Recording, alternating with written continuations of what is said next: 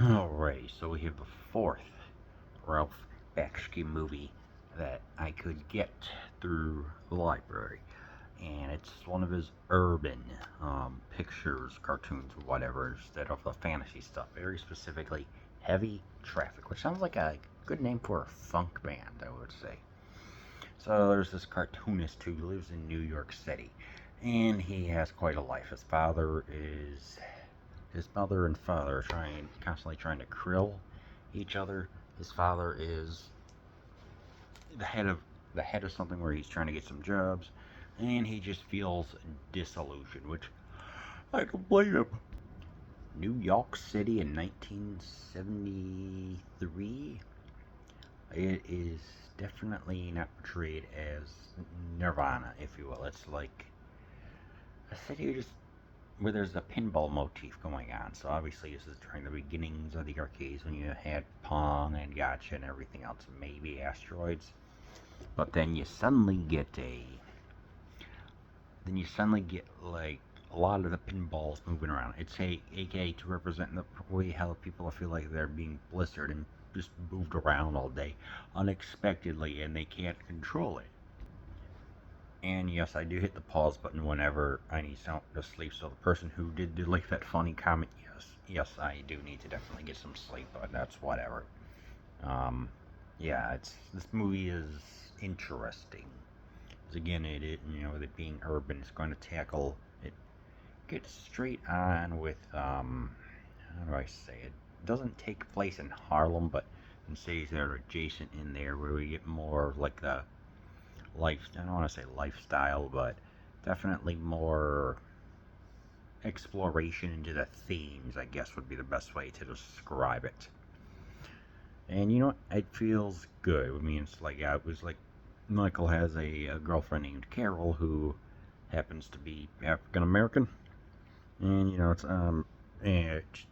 and we get to see their relationships, the dynamics of the relationships explored, including the Italian father who wants nothing, where he doesn't want his son to have any association with with her. So he actually does try and put a hit out on her at the end. I'm just like, this father is obsessive, old school, and it is almost like Stan Smith from American Dad levels of, you can figure it out if I were to do a comparison. Animation wise, we do get the rotoscoping, and then we get the live action going on. So obviously, we get the locales of New York happening all throughout this roughly 77-minute runtime, which I'm like, okay, I like that. But then we get to see the kind of cross-hatched various levels of detail of all the characters, whether if it's this one guy named Shorty who doesn't have any legs, so he's got his um, the stubs of his legs. I can't believe I just said that. Where he rolls on like a little cart or whatever and uses his arms to propel himself. The characters in here really are something else. Oh my god. There's also there's also a person of the night named Snowflake, I'm sorry. And kind of, yeah, one may say it's like when there's this one drunk, belligerent guy named Brute who wants to try and have his way with that person. So it was, oh wait, this person's a dude or whatever. I'm just like, well, that was the essence of the time, if you will. So that particularly hasn't aged that well. I'm just like, yeah, it's just part of it. Again, it all has to do with the times that were going on. So Michael Ark escaped from all the chaos going on within his family by having, well, obviously doing underground comics. There was like an underground comics revolution going on, and it's also a self-insert for Bakshi himself, which I'm like, had to happen sometime. And he's able to capture all the grittiness and wild fluctuations in life going on within the city. Some of it gets dark, some of it does kind of capture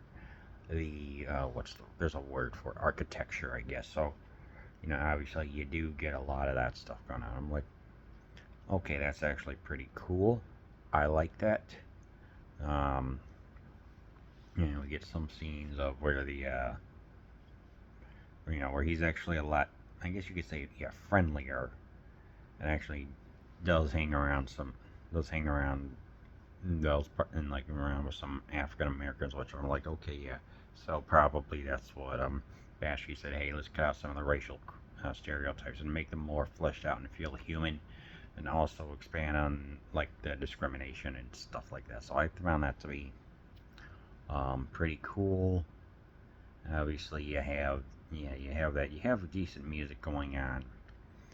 What else do you have in here? You have a reference to The Godfather.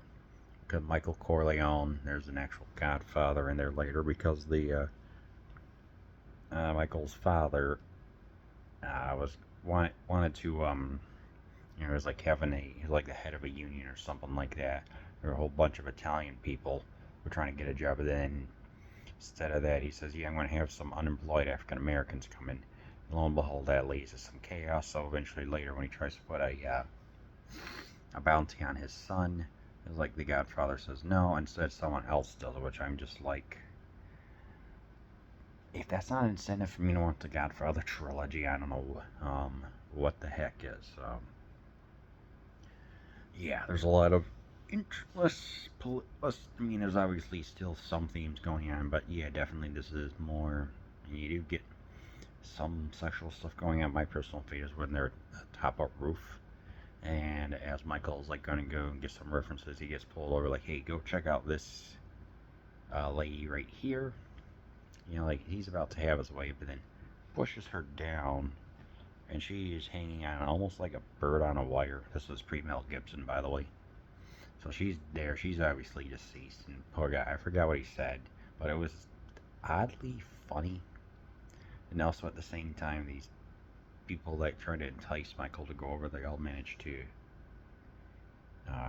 bludgeon themselves. So there's decent amount of blood. Yeah, there's a decent amount of blood, not like too much, but enough just to make you think, saying, hey, this is the more urban, I guess you could say, urbanite style things going on.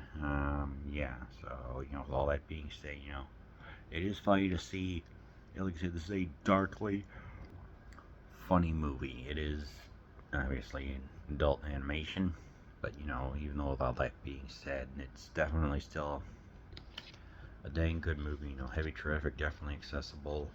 I'm surprised that the Rock Band Traffic never put out an album called Heavy Traffic, so if you ever get the chance, Blu-ray or whatever, I don't even know if there's a Blu-ray, but yeah, give it a watch.